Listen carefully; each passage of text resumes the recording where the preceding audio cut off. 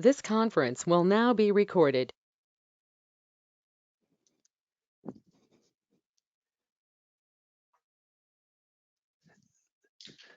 How do I get rid of all the things on the right? Sorry, I'm not used to go-to meeting.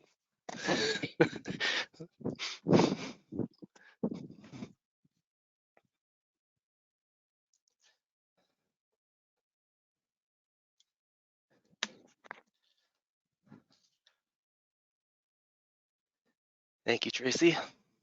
All right, guys. Well, let's get started here. This is the fourth installment of the training series on kind of best practices and career lessons in the built environment.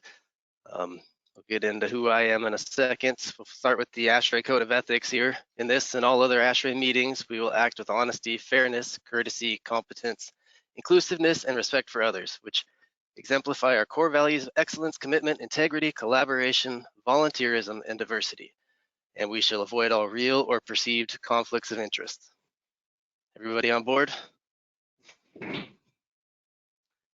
right, so I think if you've been to the other ones, you've seen this slide before, but this is the fourth of the series of presentations.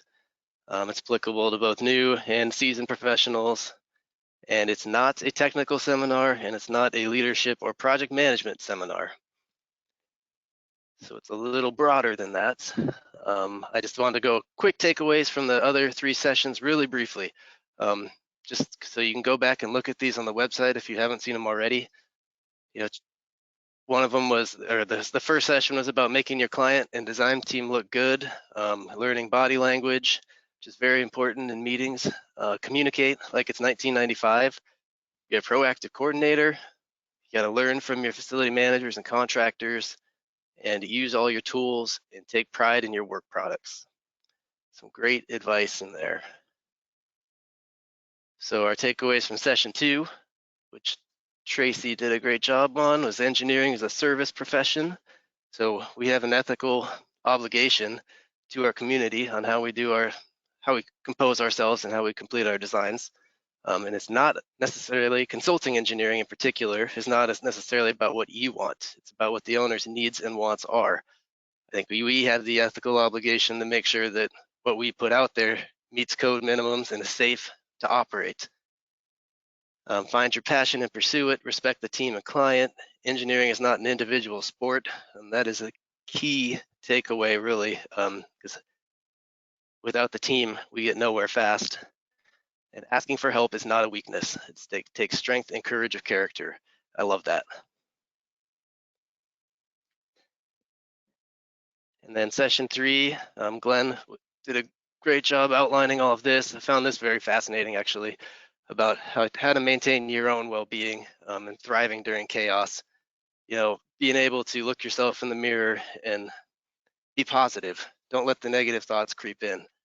Be a safe place for yourself to grow as well as others. So we'll start getting into about me and my kind of background. So that's what we're going to focus on here is my career background and how I ended up where I am today. I was born here in Anchorage, Alaska. I'm obviously a husband, father to 4, and mechanical engineer. Graduated from UAF in 2006. I do have over 15 years of mechanical design, construction, and project management experience. My industry background is I started working the sheet metal contractor shop.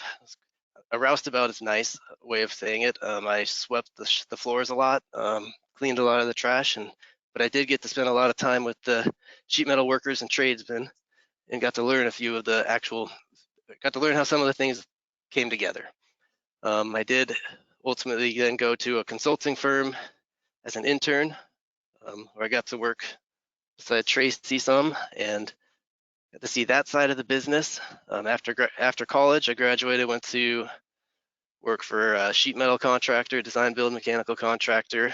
I was an EIT. I was able to get my PE and my mechanical administrator's license there. And from there, I jumped into a multinational corporation, Conoco Phillips, where I've become a subject matter expert as far as the hazardous location ventilation is concerned. And I am now a project lead and have my project management professional certification. So my kind of background with Ashrae is I am a past chapter president here in Alaska, past student activities chair, which I loved. I am co-author of a revision to Ashrae's cold climate design guideline. We've actually put together a chapter in there on oil and gas applications. And from what I understand, it's with the final, it's into the final QC review. So with any luck, that will be out soon. I'm a voting member of Ashrae's Technical Committee 9.2. It's the Industrial Ventilation and Air Conditioning, and a corresponding member of Technical Committee 4.10. It's kind of what we'll go over today. So I'm going to focus primarily on the multinational corporation angle and how the corporate world works. It's a little different than a consulting firm or a contractor. We'll get into that a bit. Meeting tips and corporate lingo, innovation, company business objectives, reputation and character, effective communication, challenge yourself, and work-life balance. Those are the topics I'm going to do my best to cover today, and I'm just going to put my own experience into it. And please feel free to ask questions, just interrupt as you see fit. I want this to be more interactive than just me talking to you if possible. So jump into the meeting tips. Punctuality. So if you have a really important meeting, so I'm talking corporate world here, where we have meeting after meeting after meeting after meeting, and it's all in our little office space, and it feels like you have nothing, you don't have time to actually get your work done at times. But being punctual to the important meetings is very important. They usually give you about a grace period of 5 minutes to show up, because you're going from one meeting space to another. It's changed a little with Teams. It's a little easier with all the Teams or Zoom or whatever you're using, obviously. So participation, this is a key one to me. If you're going to a meeting, you should participate. And if you don't feel like you need to participate or should participate, one of the key things in the corporate world is maybe you shouldn't have to go to that meeting. Why are you there?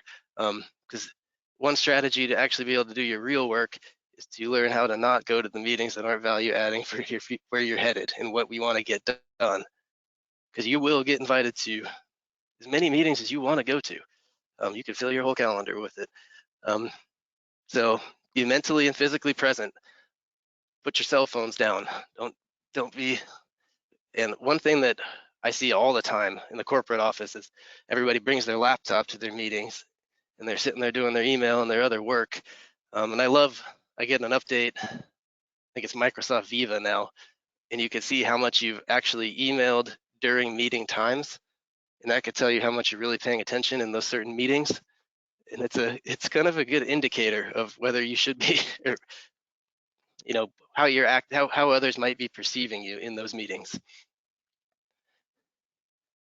And think before you speak. So this one's a tough one for extroverts, which we'll talk about in a little bit, but it is a good practice to have a clear thought before you present it to a large group of people. And this one is really key. Attack the problem, not the person. So everybody's going to make mistakes. We all make mistakes. I make mistakes regularly. It's okay. But let's work together as a team to solve the problem when things don't go well. So listen and allow others to participate. Listening is really key, because a lot of times we find this all the time in the oil industry, is there's always somebody quiet in the back corner who has the answer. They're just not willing to speak up. And all the extroverts in the room are talking over each other, trying to get to the answer. The answer's back there if we just take a step back and allow everybody to participate. And then let me go back one here. So you see this is kind of a typical, this picture here is kind of a typical conference table. One thing I try to do when I go over, so we hire engineering procurement contractors to do a lot of our designs, right? And so we're the client coming in to see the EPC, and a lot of times the EPC will be lined up on the right side. The client comes in, we're lined up on the other side of the table, and it's this dynamic of us versus them immediately. And we're all working towards the same goal. We want them to be successful because that's going to help us be successful, and vice versa. So what I try to do when I go into those meeting spaces is I try to go infiltrate their side and sit next to somebody, even if I don't know them, and just help keep from getting this us versus them attitude, especially when you're at like a project kickoff meeting or something. Because if you start off this way, you're heading towards disaster. So corporate lingo. So this was the eye opener for me when I got to the bigger corporation. And I love this Dilbert cartoon up here. Here's your buzzword bingo card for the meeting. Because it felt like that. I felt like somebody was speaking a different language to me when I showed up there. So definitely buzzwords. You'll hear this if you listen to some of the stuff put out by corporate CEOs and stuff. You'll hear these types of words all the time. Synergy. Oh, we pivoted to make this work. You know, we're tackling all the low-hanging fruit first. Oh, we have bandwidth for more or less. And the big one that we've heard over and over and over again over the past 2 years is this is unprecedented. And it has to do with COVID, right? Because this is an unprecedented time. And you just hear this jargon all over the place. But the bigger problem for me was the acronyms. So there was just tons of acronyms around different portions of the company. You know, project controls. We have these are the AFS, AFF, AFE, LE. Those are all related to your funding gates, our latest estimates. Engineering, we have engineering change master numbers, design reviews, MSIP, and that one took me a long time to figure out what that meant. That's a multi-season ice pad. And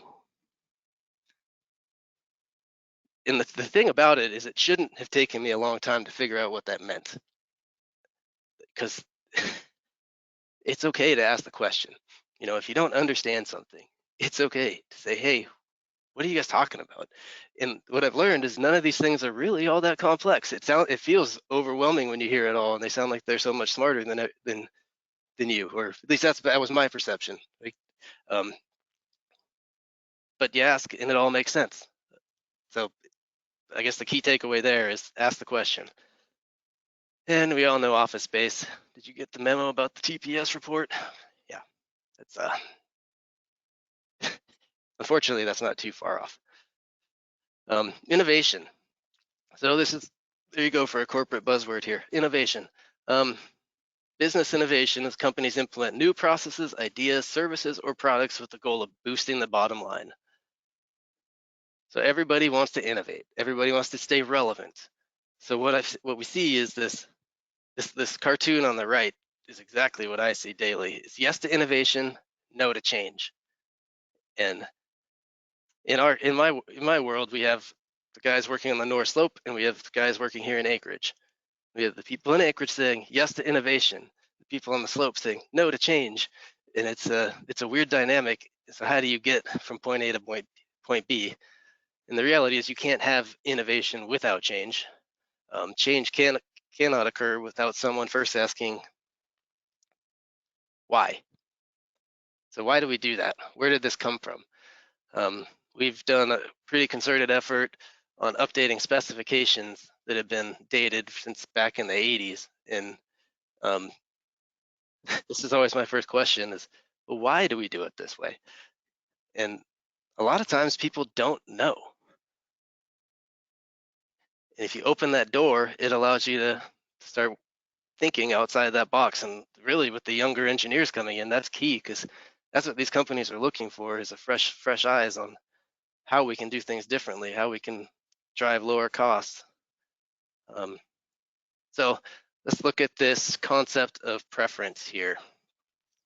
So can I get you guys to cross your arms for me?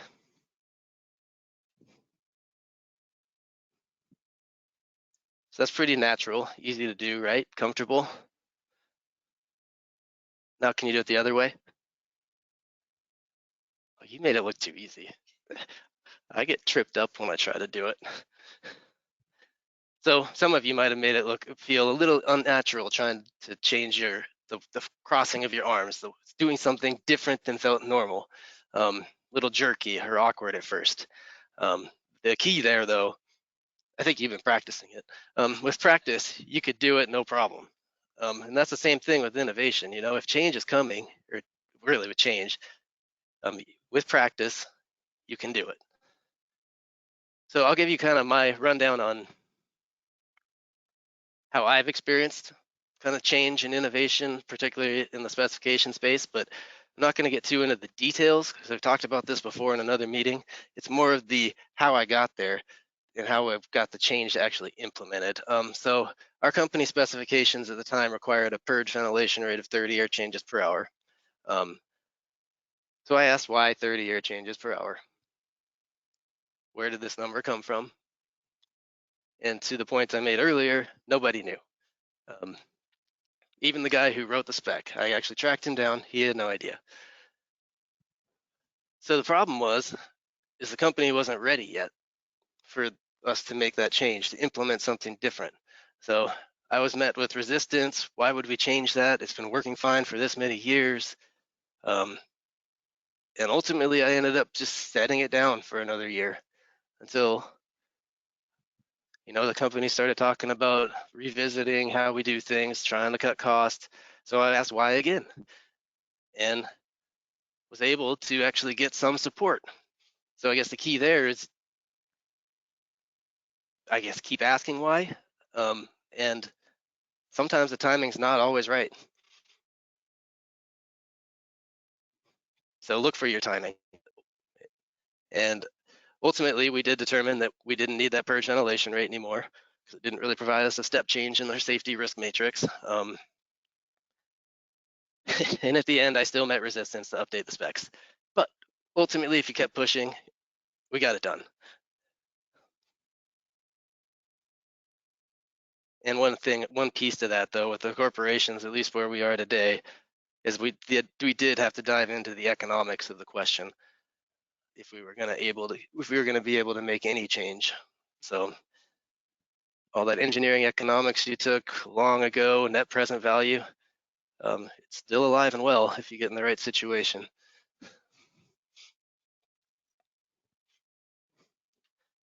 Okay, so kind of the key takeaways, at least from my experience, was the change will not occur, innovation will not occur without someone challenging the norm. Do not be scared to ask why something is done. Do understand your stakeholders and their motivations, and we will talk about that in a second. Be prepared for pushback on new ideas. Fear of change, concept, preference, those are the key things I kind of touched on. One of the big things that I found is sometimes planting the seed and letting it grow is just enough. So we've been struggling with trying to implement Bluebeam in our office because it's just a change from carrying. I know. You wouldn't believe that this is crazy. This is a thing, but we still pass around paper packages to everybody and have them review it and sign it. And it takes forever, and it drives project managers like me insane because I have no idea whose desk these packages are sitting on and how I can track them down. So 2 years ago, I put in a thing in our innovation portal, as they called it, to try to use something like Bluebeam so everybody can interactively get the package at once, do the review at once. It'll speed things up. Your project managers will know who's reviewed it, who hasn't.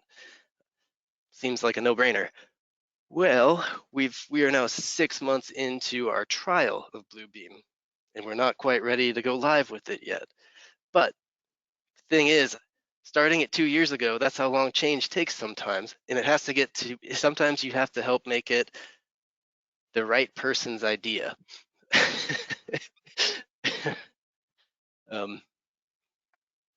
So that, and I would call that kind of leading through influence, but it is a solid way to get things moving in the corporate world. One thing you should not do is take any pushback or lack of change personally. That was tough. I mean, even this Bluebeam thing was so frustrating to me, and I got passionate about it because it just seemed so straightforward. But you can't get too invested in it, and you can't beat yourself up about it. And then understand that change takes time. And in the larger corporations, it takes a long time. And sometimes that means waiting for the right time to suggest implementation, which I touched on. The other side of that is as you get longer in the tooth, do keep an open mind when someone brings an idea to the forefront. You know, it may seem crazy, may seem different, may seem scary, but it could pay dividends in the long run. So kind of moving off of the innovation topic, jump into the company business objectives. So I guess the key here is knowing what your company's business objectives are. And I don't know how that's done in each company or per se. We roll them out annually in the corporate world. And then one other piece to that is, do you have specific goals for the year? And do you keep track of these goals through the year? I would suggest, even if you don't have specific performance management systems that would tell you have to have goals, I would recommend having your own goals for the year that you want to accomplish. Oh, come on. Sorry, 1 second.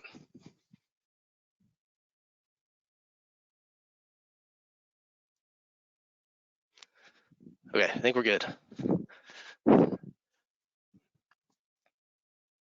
mainly, I would do that really for myself, to know that I'm doing something that's actually trying to meet the company's business objective. I don't know if your company's roll those out. It is worth understanding what your company's goals are. Kind of make sure that your goals align with the corporation, because better aligning your goals will increase your sphere of influence within your company and will only help you in your performance reviews and things in the future. So one way to make a goal, or to create your goal, is to make it a SMART goal, as they call them: specific, measurable, attainable, realistic, and time-bound. So I would like to ask some help from the audience here. So you're working for a consulting firm, and their business objective is to obtain and retain high-profile and high-paying clients. Anybody willing to throw a potential goal you might have under that umbrella? If you do, I got a water bottle for you.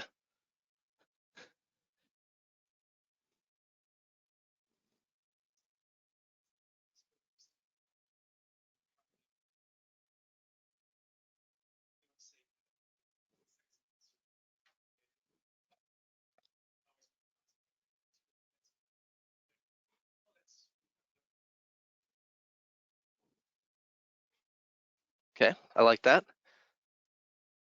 Yes.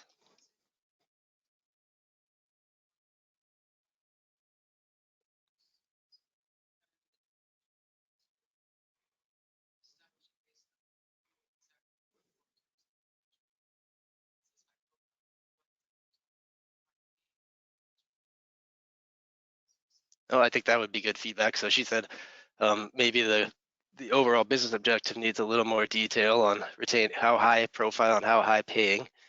And the gentleman before that talked about the not saying no to your clients when they bring something potentially complex to you. Maybe you could expand on both of those. As being specific and measurable, you would say that I am going to complete these specific projects for my high-paying client, and I'm going to do it by third quarter this year, to give you a time-bound and realistic approach. And now your goals are, like you said, they could bring something else to you that's even more challenging. That's when your goals have to shift, and they will shift throughout the year. But at least you have something you're working towards, is kind of my point. And we'll get to then. Does that make sense? Okay. So kind of a mechanical contractor one I threw in here: create and maintain a set of safety standards to deliver projects more effectively. This one actually happened while I was working for a mechanical contractor. So one of your goals could be a safety goal, to make sure that you are going to submit a JSA, a job safety analysis or a assessment so many times a year, something of that nature. And then, so this is one we're dealing with a lot. Set a target to reduce our gross operated and net equity operational GHG emissions intensity by 40 to 50% by 2030 from a 2016 baseline. So this is an actual business objective of the company I work for that we're working towards. And I have a goal on that particular objective, and that is where we are putting in fuel gas flow meters on our drill site heaters so that we can actually monitor and measure how much fuel usage we're using, so we can calculate the actual emissions we're emitting from our line heaters. So my goal is to complete those by the end. My goal right now is to complete them by the end of 2021. We're on our last one, so we'll get it done. Knock on wood, we'll get it done this year. We're getting close. But it was specific. I'm doing this scope of work. It's measurable because there were a number of them that we're tracking how many are getting done. Attainable because, well, we're getting there. Realistic and time bound. I have an end date, right? I owe the corporation this project by the end of this year. Just something to think about. I didn't have goals like this when I worked for a mechanical contractor. Didn't really understand what the direction the company was trying to head. And it's just an individual contributor, and there's nothing wrong with that.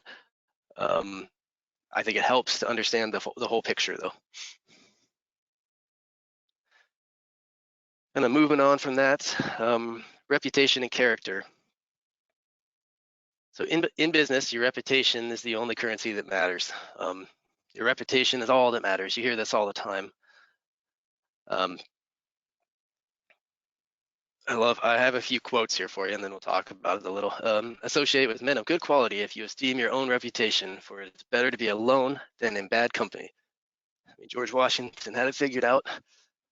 Can't build a reputation on what you are going to do. So taking action is key. Walk the talk. It takes 20 years to build a reputation and 5 minutes to ruin it. If you think about that, you'll do things differently. And that is the truth. If I take care of my character, my reputation will take care of me.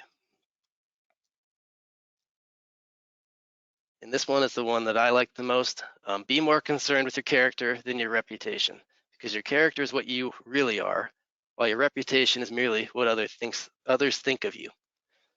The reality is, if you have good character and you show good character, your reputation is just going to follow. Working on it, we all have our own character assets and our own character defects, and working on those is key to your success in understanding yourself. So I would relate that a little bit back to what Glenn's presentation had previously on his mirror work and other things he discussed. But to me, the key is really just having good character, and integrity is extremely important. Now, the bottom here, I won't go into it unless I go way too fast here. On the YouTube video I have on the bottom, it's a TED Talk by John Wooden, the UCLA coach, basketball coach, past UCLA basketball coach. I'd recommend it's a 17-minute clip. I'd recommend watching it. It's pretty enlightening and motivating. I think we're going to post this online, so they should be able to find that web address, right, Craig? Okay. Or you could just search TED Talk, John Wooden. Okay, so effective communication. So this is a big deal in the corporate world, is communicating at the right levels. And you could see from this org chart here, CEOs all the way at the top. You can kind of see the breakdown. There's a lot of other offshoots to this. The corporate structure is pretty huge, but I broke it down to kind of where I sit as the individual contributor at the bottom there, me. reporting up to my facility engineering supervisor, to the operations support manager, and up and up and up. And I share this because to have effective communication in this kind of world, you kind of have to know the motivations of the people above you and what they're seeing, what their vision is, hence the career objective or the business objectives we discussed, and what they're trying to accomplish. And one of the key things is to make your supervisor look good, because they are going to be the ones that go to bat for you for your performance reviews and your bonuses and things of that nature. But it can be challenging because there's a game of telephone that goes along with this all the way up the chain, and things are lost as they go up.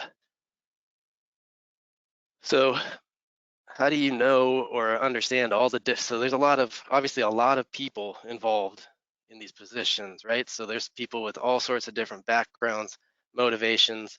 I do want to touch on the Myers-Briggs type indicator history, or not the history, but just what it is, briefly, just to give you guys a feel for something we've done at my office that actually kind of helped us break some barriers down on communication. So this is the Myers-Briggs type indicator. It's a personality type indicator. It's one of the leading ones in the world. Fortune magazine says half of the Fortune 50 companies use it. So it's a framework for understanding your own personality traits and those of others. And it helps you articulate and appreciate, maybe, important differences between people and understand how different types can work together in a complementary way. And one thing it's not a tool for hiring, firing, selecting, promoting, and it's not an IQ test. Just kind of getting into it is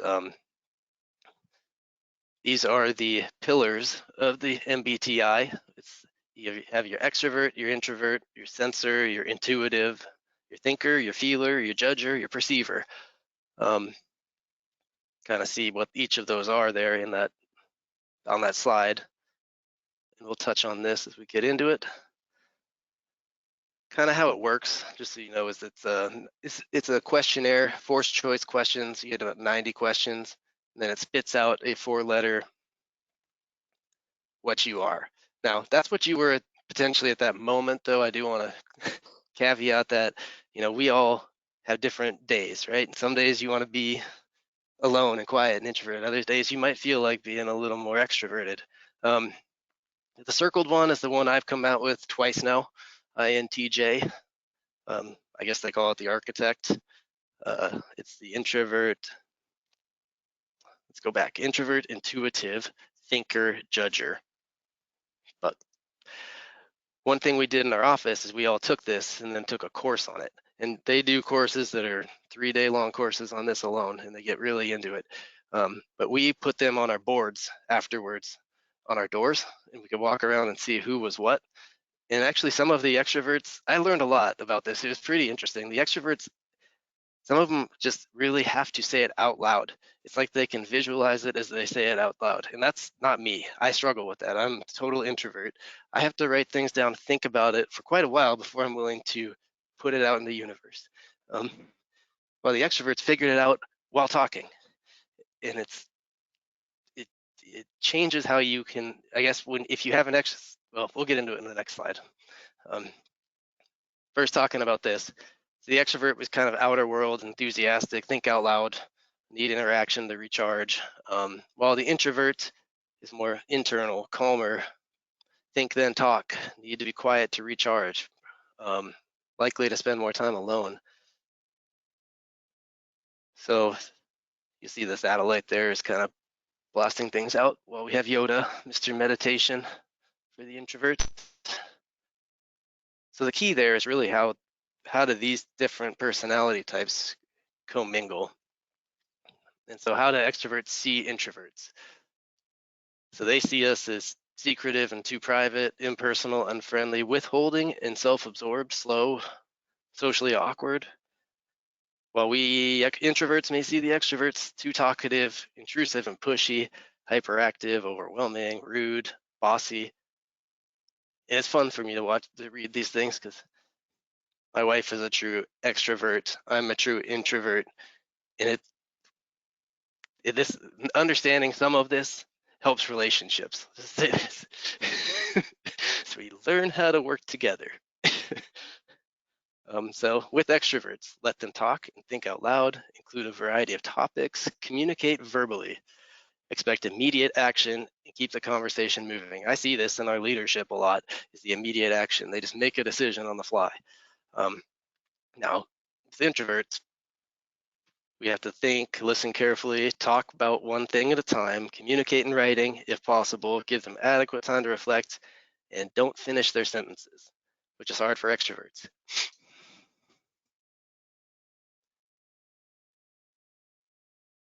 Okay, so we'll move to sensors and intuitives really quick. Mentally live in the now, attending to present opportunities, using common sense and creating practical solutions, memory recall, best improvise from past experience, while intuitives mentally live in the future, attending to future possibilities, using imagination and creating, inventing new possibilities with automatic, instinctual, memory recall, emphasis patterns, context, and connections, comfortable with fuzzy data and with guessing its meaning. So from that regard, let's look at this. To fight crime, tax dollars will be better spent on 1, more police, tougher sentencing, and more prisons, or 2, more social programs for disadvantaged youth. So who would pick 1? Raise a hand. Okay, we got 1 in the room. How about 2?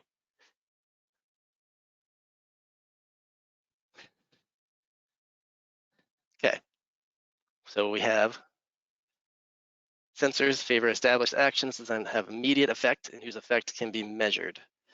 Intuitives seek solutions that take into account the underlying causes of societal problems, more faith in untried solutions. So I'd say that the intuitives were outweighed the sensors in this group. So sensors may see the intuitives as flighty and erratic, unrealistic, impractical, right? The social programs, those won't work. While the intuitives see them as unimaginative, uncreative, boring, stodgy, simplistic. You see a lot of this in our society.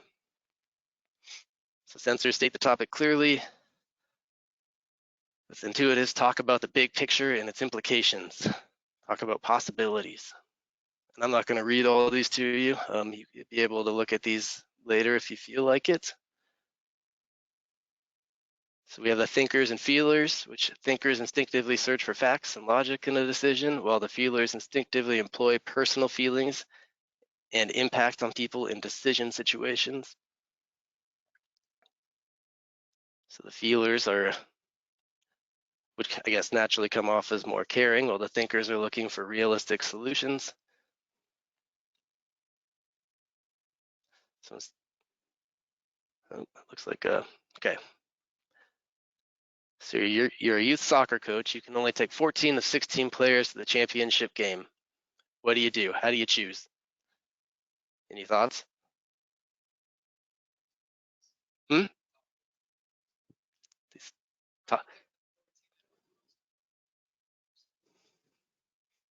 We have top 14 players, and then we have the 14 players that were most invested in throughout the year. Those were the 2 answers I thought we'd get. That's awesome. Okay, so either way, I like it. When breaking the news to the players or parents, your preferred approach would be. So would you do truth and honesty, tact and diplomacy, or avoid at all costs?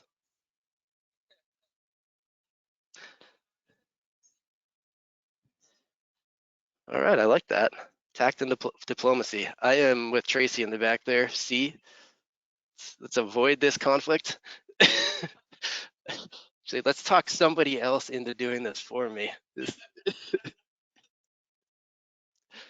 Um, so I guess it's funny I got thinker because I do feel like I crossed that line on this one in particular for myself. So the feelers side, I understand quite a bit as well.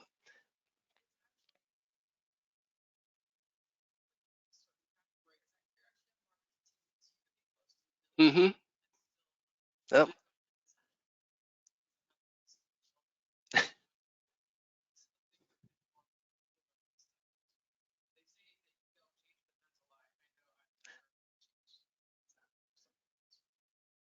That's awesome.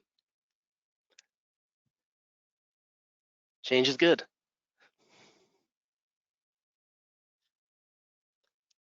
Okay. Sending you on a vacation, $5,000 per person. What do you do? What's the first step?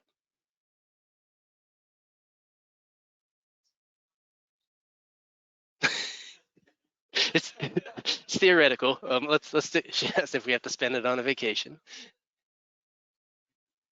I mean, you could stay home and buy a new TV. I don't care.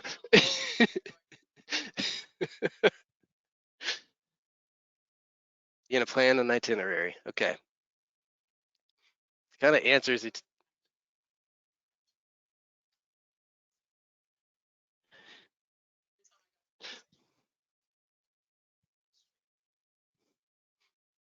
It's awesome.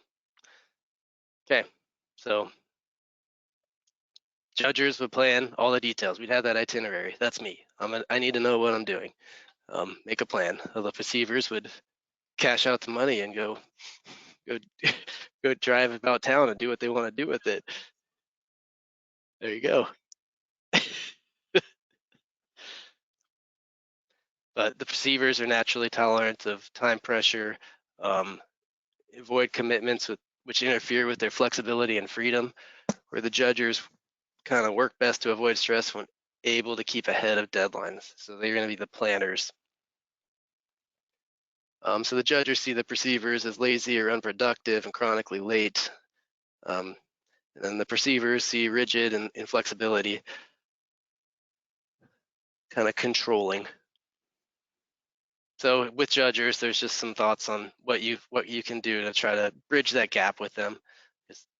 You're going to find them in your career.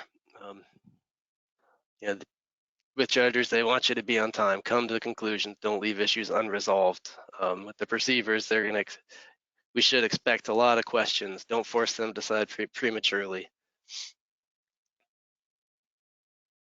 So I guess kind of why does it matter? And I think I kind of touched on it earlier. Is you're going to run into all sorts of different people throughout your career, and understanding a little bit of different personality types and reminding yourself of the different personality types can be helpful in how you communicate with them and how you can help influence the right change in organizations or in your projects or whatever. So for me, I have an extrovert boss. I'm the introvert engineer. I prefer to write a nice thought out email and send it to her, right? Um, I've learned that she's not going to read it,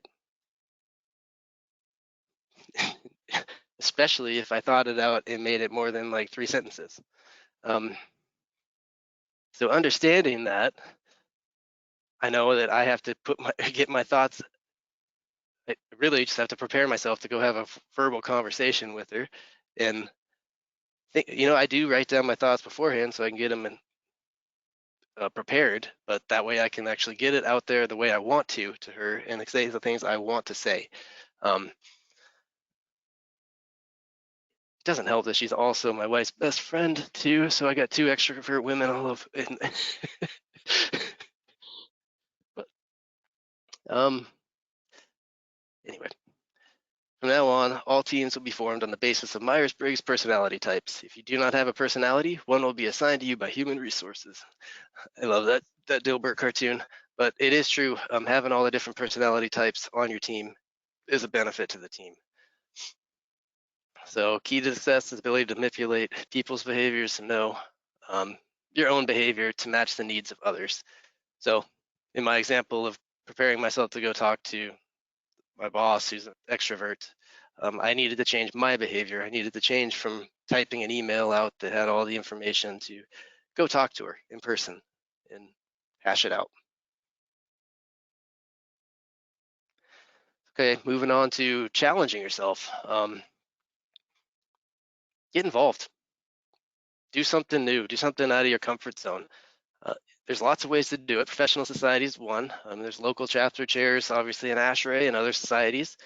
You can help with events for Engineers Week.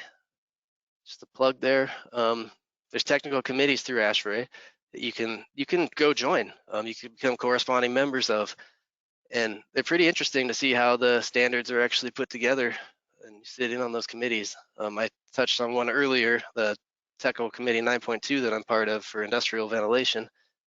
And I'm a voting member of it now, but I started as a corresponding member just listening in, and now I get to be involved in all the reviews of the standards being put together and get to help out with them. Um, so I would recommend looking at Ashrae's website if that's something you're interested in. I found I've learned a lot from it, and it's a good approach. Go get additional schooling or certifications. You know, I touched on my PMP, which is a little outside the engineering realm. And man, that was a stretch for me trying to pass that test. I thought that was harder than the PE just because it's not so technical. It's very broad and about how you would deal with human situations. Share lessons you've learned in your organization or lessons learned in your organization. Yeah, I would say that would be actually helpful if you guys have team meetings or anything. Volunteer to say something that you learned from a project you're working on. Just take 30 seconds, but speak up. Give presentations to colleagues or students. It's great if you can go talk to K through 12 students or YEA students. And I say challenge yourself because really, to me, the complacency or breeds contempt, right? If you start to feel like you're treading water, it's probably time for a new challenge. And I personally don't like to not have some sort of challenge in my life. I do find some unease is good, and chronic unease can be unmanageable. So you do have to watch this, because chronic unease is good if you're talking about safety, because you want to always be on guard for safety. Just put that plug out there. But you do need to watch that you don't take on too much also.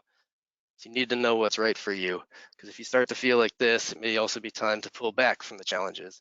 And from my perspective, I have started to do a little of this, mainly because my focus is changing a little with where I'm at in life. My 4 kids are getting a little older, and I was doing the student activities chair for Ashrae, and then I was in charge of the Engineers Week student competitions and all these different things. And I'm having to take a step back and pull away from some of that because my time was getting too unmanageable. So it's something you just got to continually, I guess, watch for and look out for yourself.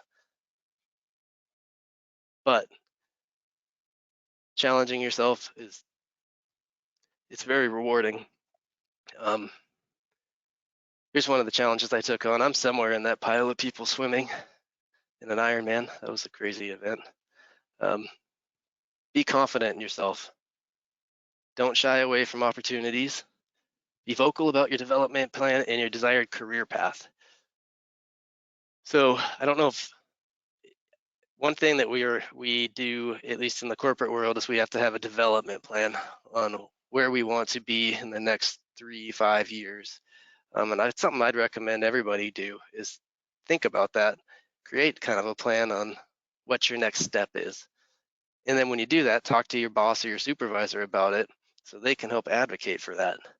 But be vocal about it. Don't just keep it to yourself, because nobody's going to do it for you.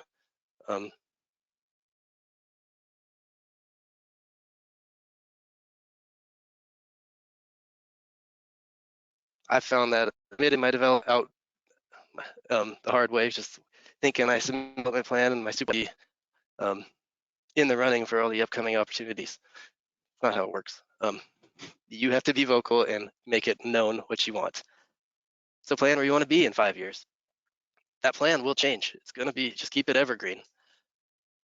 Now, and then apply for opportunities that align with your plan. So one of the things is in the larger corporations, a lot of the opportunities only come up internally. And so you have to be watching and apply for those opportunities. Or if you've told your supervisor, sometimes they will bring the opportunities to you. As you're moving through challenges, though, make sure you use all of your resources.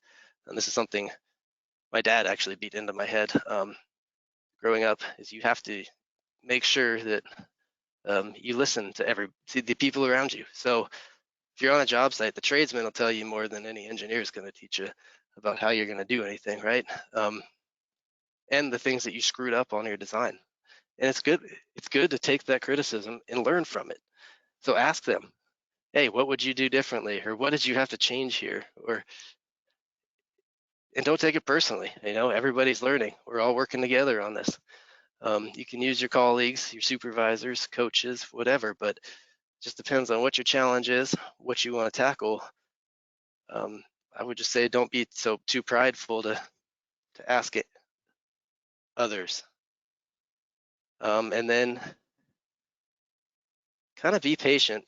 I've guess my experience recently is I applied for a job that I was pretty certain I was going to get. I thought I was the most qualified. Actually got tapped by a supervisor about it.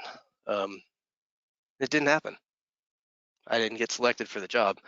And really, I think it's a good thing. Looking at what the job has become, it wasn't right for me. So being patient and just waiting for the right opportunities to come it's a hard thing to do, but they will come. Just keep an open mind and keep your eye on the prize there. Yep, try new challenges and do not give up. Okay, we'll be quick on work-life balance here, and So I found some interesting charts on this, the engineer in me. People who work 55 hours or more have 1.3 times higher risk of stroke, more likely to be depressed, and lots more anxiety. But only 11% of US employees work more than 50 hours per week. I actually was surprised by that. I thought it would have been higher, but what we've been seeing in the industry is employees value work-life balance more than health benefits even. It's recently been one of the top considerations, just below work flexibility. So poor work-life balance, it can have bad effects on your life. Family relationships, number one, there on that chart below. And kind of look at it was interesting seeing the different countries. So US doesn't even show up on this chart with the best and the worst countries, but Turkey has 32.6% of their people are working more than 50 hours per week. And I think their average work week is 45 hours, and most of them are working 60 hours a week. So the work-life balance there doesn't sound awesome.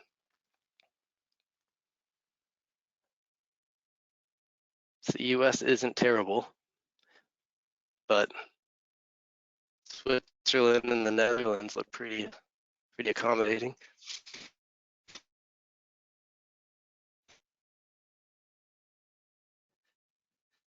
So I just threw this up there because I thought these cards are fun. Sorry for the people online, they can't see the card, but these truth bomb cards at daniellelaporte.com. These are kind of passed around our office right now. People are selecting the ones they think they should give to people. This is one like my boss gave me that says, "Do you need to work that hard?"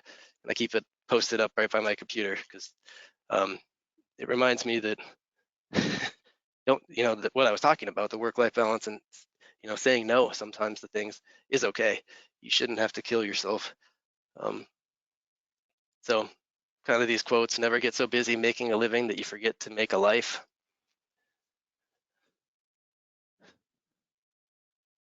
So what I found is it helps to use a spreadsheet or a calendar with all the project milestones or deadlines highlighted to visualize all the tasks, right? All the things coming up. And this is helpful when you're sharing it with your supervisor or boss as well, because they can see how much you have coming up. And it can help you know when it's okay to say, hey, when they bring this next project to you, maybe we shouldn't take it on. Because it's okay to tell your boss you're too busy, assuming you really actually are too busy. So it's their job, because it's kind of their job to make sure you are supported enough to be successful in the tasks they give them, they give you. So don't be scared to say no. That's something I have definitely struggled with in my career because I end up taking on too much, but it's better to say no than to fail. So that is a key. say no tactfully, but and then make sure you prioritize the items you're working on. And if it's something, a great opportunity coming up, maybe take a step back and look at what you're working on today, and that maybe that opportunity makes more sense to tackle now and push the other one aside, and have those discussions with your boss. But just make sure that you know what your life priorities are and make them your priority. Having time for your family, your kids, not missing out on your family, it's key. Um, no one on his deathbed ever said, I wish I had spent more time at the office. This is one of my favorites. Do not take life too seriously. You'll never get out alive.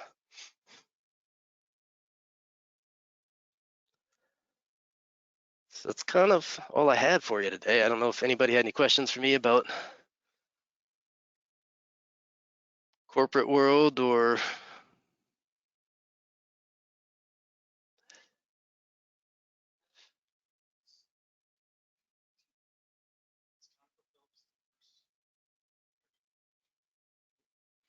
it is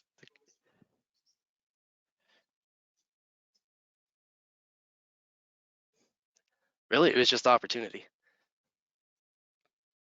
because it was I got asked if I would come work as an HVAC engineer on, it was the CD5 drill site project. It was it was hard. It was going to meetings where I was expected to speak out loud to a large group of people that I felt like were so much smarter than me because they all knew the drill already. It was different. It wasn't the small project team I was used to, going and doing a design build construction project. But it was also growth opportunity. So there's no way I would have thought I'd stand up here and try to talk to a group of people ever 10 years ago. And I'm trying it, you know. So there is opportunity. I mean, they are posting positions there all the time. Um, it's a different world. It's not bad. It's good. I mean, it's a job. There's good and bad in all jobs.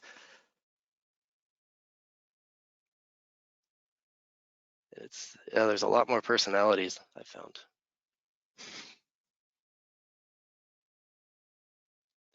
Any other questions, thoughts?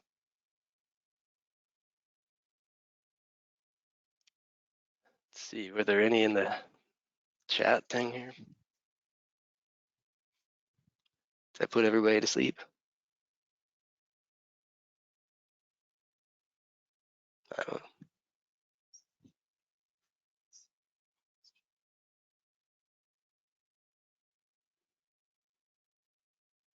Cool.